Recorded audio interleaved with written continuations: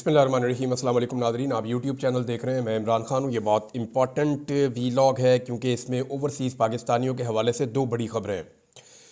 एक तो ख़बर यह है कि मेरी कुछ अमेरिका में रहने वाले पाकिस्तानी ओवरसीज़ से बातचीत हुई कि उनकी हिकमत अमली क्या है और वो क्या करने जा रहे हैं। डोनाल्ड ट्रंप के इलेक्शन जीतने पर वो बहुत खुश हैं। उन्होंने अपनी एक पूरी हिकमत अमली बनाई है। उन्होंने कहाँ कहाँ राब्ते किए हैं और कौन कौन सी इन्फॉर्मेशन उन्होंने मेरे पास शेयर की है ट्रंप के हवाले से, वो मैं आपके साथ शेयर करूँगा।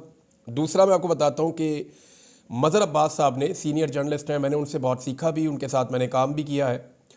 तो मज़हर अब्बास साहब के बारे में मैं ये बात क्लियरली आपको कह सकता हूँ, किसी एजेंडा के ऊपर कभी भी वो रिपोर्टिंग नहीं करते। ये इन्फॉर्मेशन उनके पास होगी, आप इसे गलत इन्फॉर्मेशन कह सकते हैं। बाज़ औक़ात होता है कि आपका सोर्स आपको जो इन्फॉर्मेशन देता है वो ठीक नहीं होती। नॉर्मली हम इनको वेरीफाई कर लेते हैं, लेकिन यहाँ पे उन्होंने एक ख़बर दी तो फिर फौरी तौर पे मैंने उसकी तहकीक की, क्योंकि मुझे इस खबर के अंदर कुछ थोड़ा झोल नज़र आया और मैं ये चाह रहा था कि मैं देखूँ कि क्या वाकई ऐसा कुछ होने जा रहा है बरतानिया में।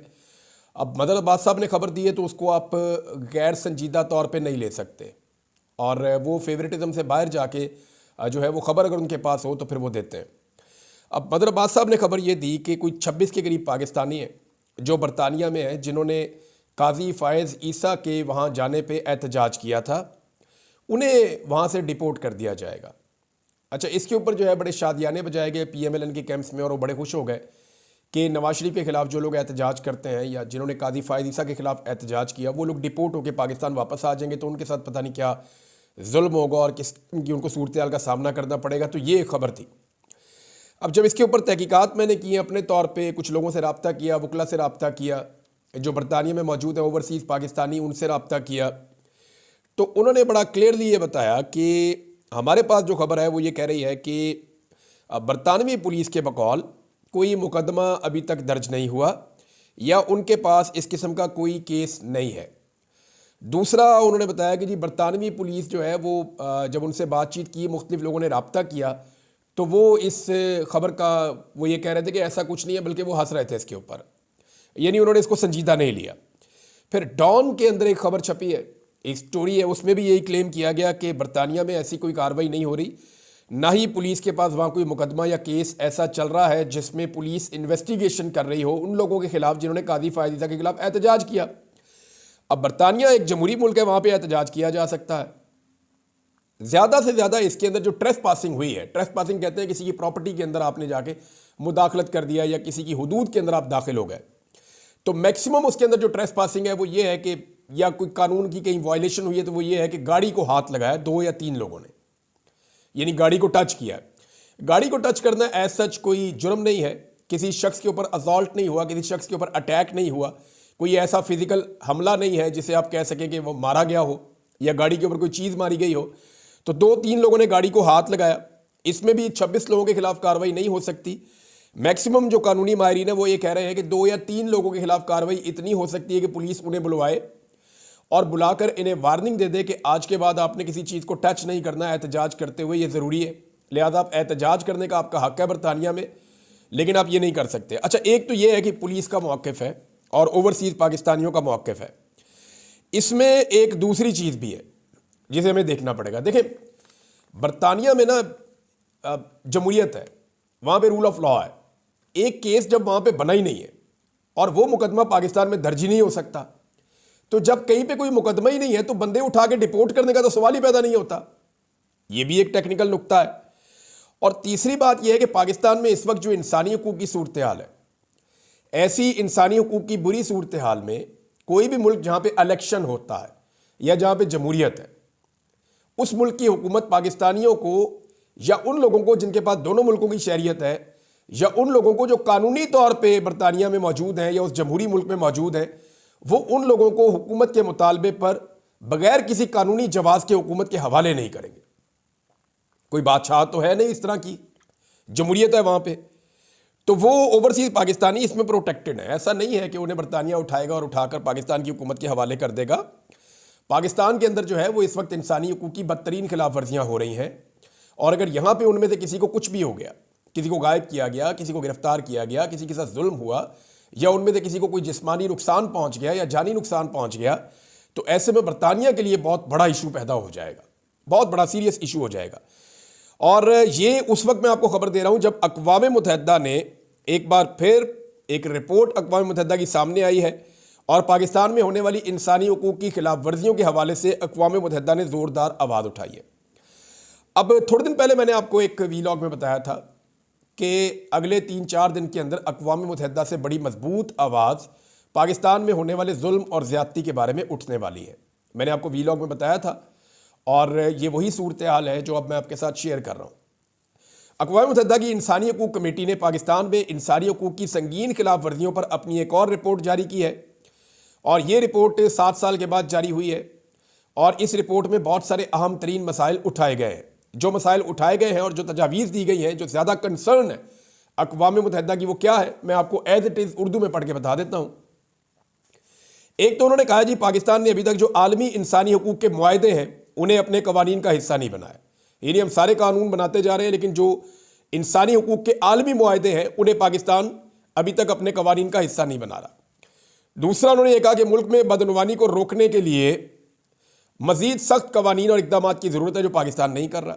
ख़ास तौर पर अदलिया, फ़ौज और सरकारी इदारों में मर्दों और औरतों को बराबर हकूक़ देना ज़रूरी है और ख़वातीन को सियासी और अहम फ़ैसले करने वाली जगहों पर शामिल करना चाहिए। रिपोर्ट में यह भी कहा गया कि पाकिस्तान में ख़वातीन पर तशद्दुद, इज़्ज़त के नाम पर कत्ल और नुकसानदेह रवायात को ख़त्म किया जाए।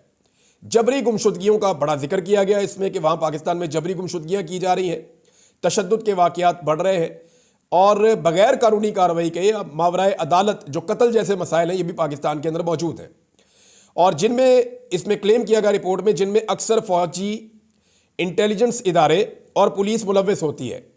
ख़ास तौर पर इंसानी हकूक़ के कारकुनों, सहाफ़ियों, तलबा और अक़लियतों और हुकूमती नाकदीन को निशाना बनाया जाता है। यानी जो लोग हुकूमत पे तनकीद करते हैं उनको निशाना बनाते हैं, अक़लियतों को निशाना बनाया जाता है, सहाफ़ी बड़ा सॉफ्ट टारगेट है, सहाफ़ियों को टारगेट किया जाता है, इंसानी हकूक़ के कारकुनों को और तलबा को भी निशाना बनाया जाता है। अनफॉर्चुनेटली ग़ुलामी, जबरी मुशक्क़त, इंसानी स्मगलिंग के मसाइल भी इस रिपोर्ट में बयान किए गए हैं और ये भी कि इख्तलाफ राय करने वाले लोगों की आज़ादाना नकलो हरकत को रोकने के लिए बाकायदा लिस्टें बनाई जाती हैं पाकिस्तान के अंदर। 4th शेड्यूल में लोगों का नाम डाल दिया जाता है। मिसाल के तौर पे हमारे बहुत सारे ऐसे लोग हैं पाकिस्तान में जो इख्तलाफ राय रखते हैं हुकूमत से, तो वो पाकिस्तान में मूव नहीं कर सकते। एक मिसाल मैं हूँ, अब मैं जहाँ बैठा हूँ मैं अभी बताऊँ मैं यहाँ पे हूँ तो मैं सुबह तक मुझे गिरफ्तार कर लेंगे या 1-2 दिन तक पहुँच जाएंगे, जब भी पहुँचेंगे मुझे पकड़ लेंगे। तो आप आज़ादी से मूव नहीं कर सकते पाकिस्तान में। और बहुत सारे लोग हैं जो बेचारे अपने आप को छुपा रहे हैं। पाकिस्तान तहरीक इंसाफ जो है वो आधी पॉलिटिकल पार्टी जितनी पंजाब में वो तो सारे के सारे ही छुपे हुए हैं। ख़वातीन तक जो है वो सामने नहीं आ सकती, बहुत मुश्किलात हैं। तो ये उसका जिक्र भी किया गया है यहाँ पे।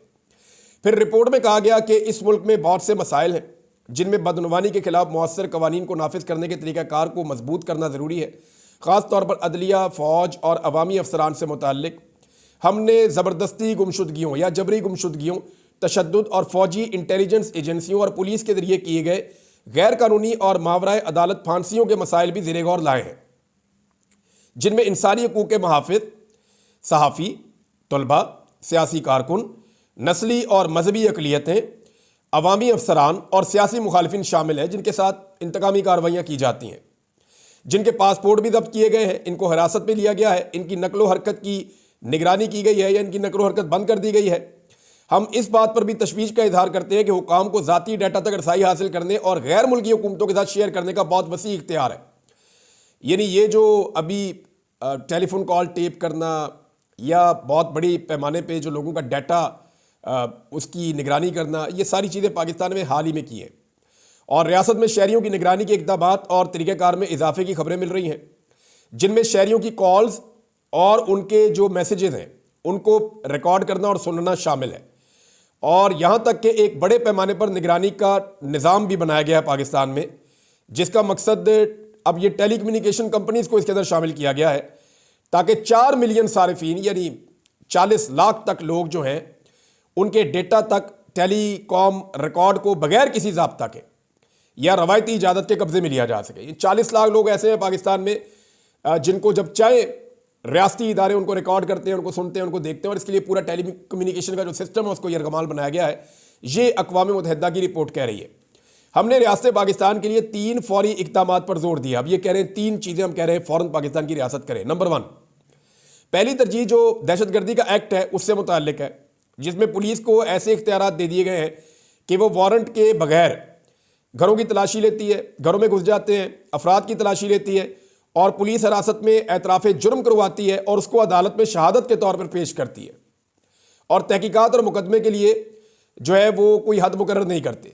यानी लोगों को परेशान किया जा रहा है दहशतगर्दी के नाम के ऊपर। एक तो उन्होंने कहा ये बड़ा सीरियस इशू है और ये बच्चों पर भी लागू कर दिया जाता है, तो पहली तरजीह ये है कि इस चीज़ को ठीक किया जाए। दूसरा उन्होंने कहा फौरी तशवीश का जो मामला है वो जजेस और प्रोसिक्यूटर का मामला है, अदलिया का मामला है। इनकी मुकम्मल आज़ादी होनी चाहिए पाकिस्तान में, गैर जानिबदारी और इनको हिफाजत मिलनी चाहिए। और ख़ास तौर पर अदलिया की आज़ादी के हवाले से जो आइनी और कानून साजी का जो फ्रेमवर्क इस्तेमाल किया जा रहा है ये गलत है। और हमने सुना है कि आइनी तरमीम मंजूर हो चुकी है, यानी अक़वाम मुत्तहिदा भी पाकिस्तान में होने वाली 26वीं आइनी तरमीम का तज़किरा कर रहा है। ये झंडे गाड़े हमने दुनिया के अंदर, और वो अक़वाम मुत्तहिदा की रिपोर्ट कह रही है कि हमारे ख्याल में अदलिया और अवामी इस्तगासा दोनों की आज़ादी के लिए संगीन खदशात को जन्म दिया है। इस आइनी तरमीम के हवाले से वो लिख रहे हैं। तीसरी चीज़ जो उन्होंने कही जिसके ऊपर बहुत तशवीश है वो ये है कि कानून और अमल में इजहार राय की आज़ादी पर गैर ज़रूरी पाबंदियाँ आयद की जा रही हैं। पाकिस्तान में आज़ादी इजहार राय है ही नहीं, ना रूल ऑफ लॉ है पाकिस्तान में, ख्वाह वो ऑनलाइन हो या ऑफलाइन हो। इंटरनेट की बंदिश की जाती है, वेबसाइट्स बंद की जाती हैं, ऑनलाइन वसाइल को ब्लॉक किया जाता है, जैसे पाकिस्तान में एक्स को ब्लॉक किया गया है, और सोशल मीडिया प्लेटफॉर्म्स पर पाबंदी भी लगाई जाती है। तो ये बहुत सारी चीज़ें हैं जो परेशान कुन है। ये जनाब अक़वाम मुत्तहिदा की रिपोर्ट आ गई। अब मुझे ये बताएं कि एक ऐसी रिपोर्ट एक मुल्क के बारे में आई है अक़वाम मुत्तहिदा की, वो मुल्क बगैर किसी मुकदमे के डिमांड करता है बरतानिया के 26 बंदे सामने दे दो। तो क्या बरतानिया वो 26 बंदे, ना बरतानिया में मुकदमा ना पाकिस्तान में मुकदमा, पाकिस्तान में तो हो ही नहीं सकता, तो बरतानिया उठा के पाकिस्तान को दे देगा? ये नहीं हो सकता। बरतानिया के लिए बड़े सीरियस इश्यूज क्रिएट हो जाएंगे, वो ये नहीं कर पाएगा। पूरी दुनिया से लोग जमहूरियत होने की वजह से बरतानिया में जाते हैं और दुनिया के पैसे का फ्लो भी बरतानिया में इसीलिए जाता है कि वहाँ पे जमहूरियत है। तो ये उनके लिए बड़ा सीरियस मसला बन जाएगा अगर ऐसे वो लोगों को उनके मुल्कों के हवाले करना शुरू कर देंगे, तो ये होने नहीं लगा। ज़ुल्म खलीलज़ाद ने एक ट्वीट किया, लेकिन उससे पहले मैं आपको बताऊं कि पाकिस्तान की हुकूमत बहुत बुखलाहट का शिकार है। इनके हाथ पांव फूल गए हैं, हवन्नकों जैसे काम कर रहे हैं। यानी हुकूमती वज़रा के आप स्टेटमेंट सुने, खासतौर पे ख्वाजा आसिफ साहब बहुत परेशान है, बाकी लोग भी परेशान है, लेकिन वो इतनी परेशानी जाहिर नहीं कर रहे। ख्वाजा आसिफ साहब इसलिए परेशान है कि बेचारे बड़ी मुश्किलों से तरला बिन्नत करके तो वो फार्म 47 उन्होंने लिया है रियाना डार साहिबा के खिलाफ, वरना उन्होंने लंबी लीड से ख्वाजा आसिफ साहब को घर भेज दिया था इलेक्शन वाले दिन ही, लेकिन जाली फॉर्म 47 पे आके वो बैठ गए। अब उन्हें खतरा नजर आ रहा है। तो ख्वाजा आसिफ साहब ख्याली पुलाव पकाते हैं जिसमें डोनाल्ड ट्रंप उन्हें ऑर्डर देते हैं कि जनाब इमरान खान को छोड़ दें, और फिर ख्याली पुलाव पकाते हैं कि जनाब हम नहीं छोड़ रहे। यानी ना किसी ने आपको कहा, ना पाकिस्तान तहरीक इंसाफ डोनाल्ड ट्रंप को कुछ कह रही है, ना वो डिमांड कर रहे हैं कि डोनाल्ड ट्रंप हमें छुड़ाएगा, ना उनका ये दावा है कि डोनाल्ड ट्रंप हमें छुड़ाएगा। तू कौन मैं खामखा बिला वजह ख्याली पुलाव पकाते हैं कि जी डोनाल्ड ट्रंप आ रहा है, जी वो हमें ये कह देगा, जी वो ट्वीट कर देगा, जी वो ऐसे कर देगा, वो वैसे कर देगा, और जनाब हम उसके ऊपर ये जवाब देंगे। ये लेट जाएंगे, बिल्कुल आप याद रखिएगा, ये बिल्कुल लेट जाएंगे। ये ऐसे लेट जाएंगे जैसे कि कमरुज़्ज़मान कायरा साहब ने स्टेटमेंट दिया। कमरुज़्ज़मान कायरा साहब ईसा नकवी साहब से प्रोग्राम में बात कर रहे थे। ईसा नकवी साहब भाई हैं, बड़े ज़बरदस्त जर्नलिस्ट हैं, उनसे बात कर रहे थे तो उन्होंने कहा इमरान खान ही सिर्फ अमेरिका को एब्सोल्युटली नॉट कह सकता है, हम अमेरिका को एब्सोल्युटली नॉट नहीं कह सकते, वरना वो हमारी इमदाद बंद कर देगा। ख्वाजा आसिफ खुद कह चुके हैं हमारे वेंटिलेटर वहां से चल रहे हैं। तो अब ज़ुल्म खलीलज़ाद साहब ने एक स्टेटमेंट दिया है। स्टेटमेंट उनका बड़ा मानी खेज है, लेकिन मैं आपको पढ़ के सुना देता हूं वो क्या कह रहे हैं। वो ये कह रहे हैं कि अमेरिका के इंतखाबात में ट्रंप की जीत के साथ जनरल आसिम मुनीर ट्रंप के दोस्त इमरान खान की जारी नाजायज़ कैद की कैसे वजाहत करेंगे। वो कह रहे हैं कि आसिम मुनीर साहब कैसे वजाहत करेंगे, इमरान खान साहब को नाजायज़ तौर पर कैद में रखा हुआ है, वो ट्रंप का दोस्त है, तो ट्रंप की जीत के बाद वो उसको कैसे कायल करेंगे कि इमरान खान क्यों जेल में। वक्त आ गया है कि इमरान खान और दीगर अफराद को जो बगैर मुनसिफाना अदालती अमल के कैद हैं उन्हें रिहा किया जाए। ये जनाब ज़ुल्म खलीलज़ाद साहब ने ये ट्वीट किया है, ये उनका स्टेटमेंट है। अब उनके स्टेटमेंट को आप जरा एक साइड पे रखें। मैंने जो बरतानिया में लोगों से बात की है वो मैं आपके सामने रख देता हूं कि वो लोग क्या करने जा रहे हैं। कल भी ट्रंप की टीम के लोगों का राब्ता हुआ पाकिस्तानी ओवरसीज़ अमेरिकन से जिन्होंने वोट किया ट्रंप के हक में, उनके साथ राब्ता हुआ, उनके साथ उन्होंने बातचीत की है। ओवरसीज़ पाकिस्तानियों का ट्रंप की एडमिनिस्ट्रेशन से लगातार राब्ता हो रहा है, उन्होंने मुझे कन्फर्म किया है। और इस वक्त पाकिस्तान की हुकूमत ने एक लॉबिस्ट जो है वो उसको हायर किया है, बरतानिया में, और उसकी जो कीमत रखी गई है, जो उसको पैसा दिया जाएगा, वो 15 लाख अमेरिकी डॉलर्स हैं। यानी 1.5 मिलियन अमेरिकी डॉलर दिया जाएगा, पाकिस्तानियों के पैसे से दिया जाएगा। 6 लाख अमेरिकी डॉलर जो हैं वो एडवांस में दिए जा चुके हैं। बाकी जो 9 लाख अमेरिकी डॉलर्स हैं वो काम मुकम्मल करने पे दिए जाएंगे। अच्छा, इस लॉबिस्ट के बारे में मैं आपको बता दूं, इसी लॉबिस्ट को माजी में पाकिस्तान तहरीक इंसाफ की हुकूमत में इमरान खान साहब ने भी अमेरिका में मुस्बत लॉबिंग के लिए हायर किया था। इसी लॉबिस्ट को हायर किया था, इमरान खान साहब ने भी किया था। लेकिन आपको मजे की बात बताता हूं कि वो $0 कॉन्ट्रैक्ट था। यानी पाकिस्तान की हुकूमत ने ₹1 $1 नहीं दिया था इसी लॉबिस्ट को। और इसने कैसे लॉबिंग की फिर इमरान खान के हक में, और वो कामयाब लॉबिंग थी। वो लॉबिंग ऐसे की कि उस वक्त जो ओवरसीज पाकिस्तानी थे, इमरान खान ने कहा जी पाकिस्तान गरीब मुल्क है, हम पैसे नहीं दे सकते, तो ओवरसीज पाकिस्तानियों ने वो पैसा दिया था लॉबिस्ट को। और आपको एक इंतहाई अजीब बात बताता हूं कि ये लॉबिस्ट कामयाब नहीं हो रहा था। इसको कामयाबी मिली तब जब ओवरसीज पाकिस्तानी अमेरिकन जो हैं उन्होंने इसका पूरा साथ दिया और वो इसके साथ शामिल हुए। अब मैं आपको ये बताता हूं कि उसी लॉबिस्ट को हायर किया है मौजूदा रजीम ने, और उनको ये टारगेट दिया गया है कि हमारे लिए ज़रा अच्छे हालात पैदा करें। अब वो जो लॉबिस्ट है, मेरी इतला के मुताबिक उसने ओवरसीज पाकिस्तानियों से रब्ता किया है, जो अमेरिकन हैं, अमेरिका में रहने वाले जो ओवरसीज पाकिस्तानी हैं उनसे रब्ता किया, और ओवरसीज पाकिस्तानियों ने इनकार कर दिया। देखिए, ये लॉबिस्ट पहले भी कामयाब नहीं हुआ था जब तक कि जो अमेरिका में रहने वाले पाकिस्तानी हैं, जब तक कि उन्होंने साथ नहीं दिया था। ये लॉबिस्ट अब भी कामयाब नहीं होगा जब तक कि अमेरिका में रहने वाले पाकिस्तानी साथ नहीं देंगे। ये कंडीशन है। तो पाकिस्तानी हुकूमत का पैसा ज़ाया हो रहा है, ना सिर्फ पाकिस्तान का पैसा ज़ाया हो रहा है बल्कि इनकी एफर्ट भी ज़ाया हो रही है। इसका नेगेटिव इंपैक्ट आएगा। ओवरसीज पाकिस्तानियों के साथ अगर ये हुकूमत बनाकर रखेगी तो ओवरसीज पाकिस्तानी ही सबसे अच्छी लॉबिंग कर सकते हैं। क्योंकि अभी अमेरिका में इलेक्शन हुआ है, और डोनाल्ड ट्रंप के बारे में मुझे जो चीज़ें पता चली मैं आपको बता देता हूँ। ये निकी हैली और जो साबिक वाइस प्रेसिडेंट थे ट्रंप के, माइक, ये भी सदर के उम्मीदवार बनना चाह रहे थे रिपब्लिकन से। इनका मुकाबला हुआ ट्रंप के साथ, तो इन्होंने ट्रंप के बारे में काफ़ी नेगेटिव बोला। अब मैं आपको अजीब बात बताता हूं कि ट्रंप की अपनी तबीयत कैसी है। ये मुझे अमेरिका में दोस्तों ने बताया। उन्होंने कहा जी पूरी कंपेन में ज़रूरत के बावजूद ट्रंप को इनकी ज़रूरत पड़ी, ट्रंप ने इनको करीब नहीं आने दिया, क्योंकि इन्होंने ट्रंप के बारे में मनफी बोला था। ट्रंप का ये प्रॉब्लम है, जो उसको गाली देता है, उसके साथ बदतमीजी करता है या उसके बारे में मनफी बोलता है, ट्रंप उसको अपने दिमाग में रख लेता है, और ट्रंप फिर मौका आने के ऊपर उसको बताता है कि आपने मेरे साथ ज्यादती की है। तो ट्रंप ने इनको अपने करीब भी नहीं आने दिया पूरी कंपेन में, ज़रूरत होने के बावजूद इनको मुंह नहीं लगाया, और अब इलेक्शन जीत गया वो अकेला ही। और जिसने उसका साथ दिया या जो उसका दोस्त है, अब आप अंदाजा करें ट्रंप की पहली एक्टिविटी क्या थी। यानी जैसे ही उसने अपना रिजल्ट हुआ उसके बाद उसने ऑफिशियली अपना अनाउंसमेंट किया, उसने एक तकरीर भी की है जहां उसने अमेरिकन फौजियों के बारे में भी एक स्टेटमेंट दिया। इन सारी चीज़ों को अलग करें, उसकी जो पहली एक्टिविटी आई है ना, वो आई है इलन मस्क के बच्चों के साथ। क्योंकि इलन मस्क बड़े लंबे अरसे से ट्रंप के लिए कंपेन कर रहे थे और उन्होंने बड़ा जोर लगाया था, तो फैमिली निगलेक्ट हो रही थी, तो ट्रंप ने कहा ठीक है आओ। अब इलन मस्क के बच्चों के साथ वो दिखाया जी शॉप के अंदर शॉपिंग कर रहे हैं, उसके बाद उनके साथ खाना शाना खा रहे हैं। तो डोनाल्ड ट्रंप जो है वो दोस्तों का दोस्त भी है, और डोनाल्ड ट्रंप का ये भी प्रॉब्लम है कि वो उस बंदे को दिमाग में रखता है जिसने उसके साथ खराबा किया हो। तो पाकिस्तानियों ने ये बताया मुझे कि हमने ये सारा डाटा इकट्ठा कर दिया। इस डाटा में जो खास चीज़ें उन्होंने इकट्ठी की हैं, उन्होंने कहा जी कि हमने राना सनाउल्लाह का मौजूदा स्टेटमेंट साथ लगाया, ख्वाजा आसिफ के, और हमने ये भी उनको लिख के बताया रिपोर्ट के अंदर कि बिलावल जो बाइडन का ब्लू आइड बॉय है। बिलावल जो है वो फेवरेट बच्चा है जो बाइडन का, और बिलावल ने जो स्टेटमेंट दिए हुए हैं ट्रंप के बारे में वो भी उन्होंने उनके सामने रखे।